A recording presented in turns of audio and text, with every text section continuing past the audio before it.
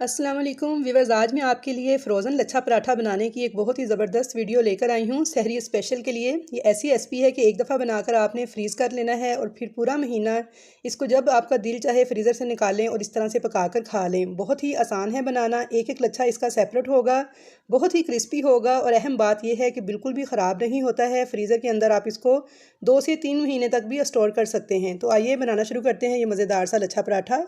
तो लच्छा पराठा बनाने के लिए यहाँ पे मैंने एक बाउल के अंदर फ़ाइन आटा लिया है, 4 कप यानी 3 पाव आटा मैंने लिया है। ये फ़ाइन आटा है, आप चाहें तो चक्की का जो नॉर्मल आटा हम घर में इस्तेमाल करते हैं वो भी डाल सकते हैं, मैदा भी इस्तेमाल कर सकते हैं जो आपको पसंद हो। साथ ही इसमें डालेंगे 1 टीस्पून नमक और पीसी हुई चीनी डालेंगे 1 टेबल स्पून। इससे ये मीठा नहीं होगा बल्कि इसका बहुत ही अच्छा टेस्ट आएगा और पराठे बहुत ही सॉफ्ट बन के तैयार होंगे। अब ये मेल्टेड घी है यानी पिघला हुआ घी है मेरे पास, 3 टेबल स्पून भर के डालेंगे और अब हम इसकी मिक्सिंग कर लेंगे और इसको चाहें तो पानी से गूंद लें, चाहें तो उबले हुए ठंडे दूध से गूंद लें। दूध से इसका टेस्ट उनसे ज़्यादा अच्छा लगता है और पराठे जो हैं मलाई की तरह सॉफ्ट और मुलायम बनते हैं। तो यहाँ पे जो हमारा रेगुलर आटा गूंदने का तरीका होता है बिल्कुल उसी तरीके से मैं इस आटे को गूंद लूँगी, थोड़ा थोड़ा दूध डालते हुए। बहुत अहम स्टेप्स है कि किस तरह से आपने पराठे को फ्रीज़ करना है, किस तरह से बाद में पराठे को यूज़ करना है, सभी बातें मैं आपको बताऊंगी। तो वीडियो को आपने कंप्लीट वॉच करना है एंड तक, कोई भी स्टेप आपका मिस नहीं होना चाहिए। तो इंशाल्लाह ताला पूरा रमज़ान सहरी में ये झटपट से पराठे आप बनाएं, बस निकालें और पका लें 5 मिनट में। और जो वर्किंग वूमेंस हैं वो भी बनाकर फ्रीज़ कर सकती हैं और सुबह की भागम दौड़ में जल्दी से निकाल कर बना सकती हैं। तो यहाँ पे मैंने बिल्कुल नॉर्मल टेक्सचर के साथ आटा गूंदा है दूध डालकर और इसके ऊपर थोड़ा सा घी लगा लूँगी।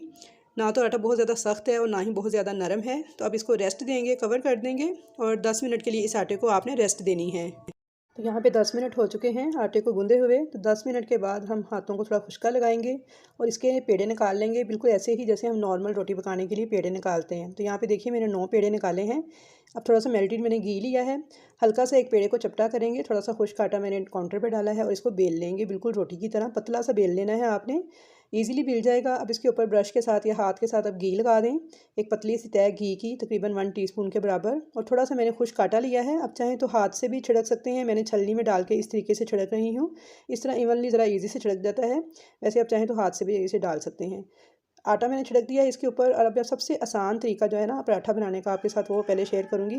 देखिए इस तरह से ना इसको फोल्ड करते जाना है, बिल्कुल बारीक बारीक, मोटा नहीं बल्कि बिल्कुल बारीक सी इसकी एक स्ट्रिप आपने फोल्ड करते जाना है। अच्छा, यहाँ मैं आपको एक अहम बात बता दूँ कि ये जो पराठा है जब आपने फ्रीज़ करने के बाद फ्रीज़र से निकालना है तो 10 दिन बाद 15 दिन बाद जब भी आप इसे पकाना आपने शुरू करना है तो आपने पहले से तवा गर्म कर लेना है अच्छी तरह से और जैसे ही इसको निकालना है फ़ौरन से तवे पे डाल देना है और पका लेना है।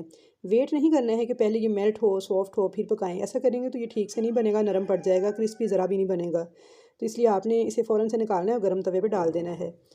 तो यहाँ पे देखिए अब इसको ना मैं एक सिरे से पकड़ रही हूँ और दूसरे सिरे से ना हाथ के साथ इस तरह से रोल करती जा रही हूँ, यानी हल्का हल्का ये थोड़ा लंबा हो जाएगा, ये बढ़ाते जाएंगे, लेकिन टूटने नहीं देना आपने इस स्ट्रिप को। थोड़ा सा बेलने के बाद इसे इस तरीके से अंदर की तरफ फोल्ड कर लूँगी और इसका सिरा जो है इसे भी नीचे की तरफ इस तरह से सेंटर में दबा देंगे। तो ये देखिए हमारा बहुत ही ज़बरदस्त किस्म का एक पेड़ा बहुत ही आसान तरीके से तैयार हो गया है। तो अब मैं आपके साथ दूसरा तरीका भी शेयर कर देती हूँ। ये पर्सनली मुझे बहुत ज़्यादा पसंद है लच्छा पराठा बनाने का तरीका।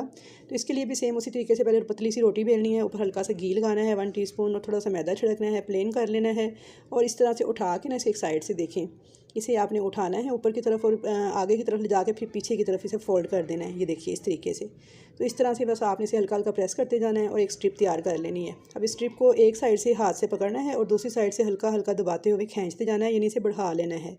तो थोड़ी सी लंबी हो जाएगी, टूटने नहीं देना, बस आपने हल्का हल्का खींचना है। थोड़ा सा इसके ऊपर घी लगा देंगे हाथ या ब्रश की मदद से, थोड़ा सा इसके ऊपर खुश्क आटा छिड़क देंगे घी के ऊपर और इसे अंदर की तरफ ही हम फोल्ड करते जाएंगे। तो ये देखिए इस तरह से फोल्ड करके इसका जो सिरा है इसे भी नीचे की तरफ सेंटर में दबा देंगे। तो इसका भी बहुत ही ज़बरदस्त किस्म का लच्छा पराठा तैयार होता है। इस तरीके से हम अपने सारे पेड़े रेडी कर लेंगे। अब इन सारे पेड़ों के ऊपर हल्का सा घी लगाएंगे, इनको कवर करके 10 मिनट के लिए आपने रेस्ट लाजमी देनी है। 10 मिनट रेस्ट देने के बाद आपने एक पेड़ा पकड़ना है, उसे इस तरह हाथ के साथ थोड़ा चिपटा कर लेना है और उसके बाद इसे बेल लेना है। बिल्कुल नॉर्मल सा बेलेंगे, ना बहुत ज़्यादा पतला और ना ही बहुत ज़्यादा मोटा, क्योंकि लच्छे पराठे थोड़े से मोटे होते हैं, इसलिए इनको बहुत ज़्यादा पतला नहीं करेंगे। बस नॉर्मल सा आप इनको बेल लें और इनको एक साइड पर रखते जाएँ। तो इस तरीके से देखिए मैंने सारे पराठे बेल लिए हैं। तो चलिए अब इनको सेव किस तरह से करना है वो भी तरीका मैं आपको बता दूँ। तो यहाँ पे ये मेरे पास बटर पेपर है, आप चाहें तो प्लास्टिक का पेपर या शॉपर भी इस्तेमाल कर सकते हैं। इसके ऊपर थोड़ा सा घी लगा देंगे ताकि ज़रा थोड़ा सा ग्रीसी हो जाए, और एक पराठा हम जो सा है इसके ऊपर रख देंगे।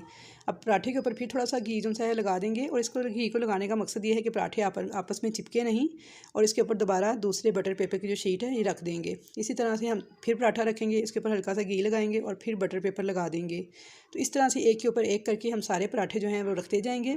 और अब आप चाहें तो इनको किसी प्लेट वगैरह में या किसी बाउल में डाल के एयर टाइट करके रख लें, या फिर चाहें तो किसी जिप लॉक बैग में डाल के आप फ्रीज़र में रख दें, और बस जब आपने बनाने हो फ़ौरन से निकालें और गर्म तवे पे डाल दें।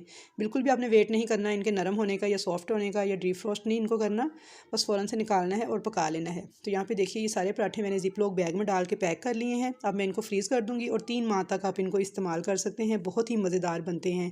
तो यहाँ पे एक पराठा जो है वो मैं आपको बना के दिखा देती हूँ कि ये कैसा बनेगा। तो यहाँ पे मैंने एक फ्राइंग पैन को गर्म किया है, 1 टीस्पून ऑयल लगा के उसे ग्रीसी किया है, और उसके अंदर पराठा डाल देंगे। अब चाहें तो तवे पे भी बना सकते हैं, नॉर्मल तवे पे भी बना सकते हैं।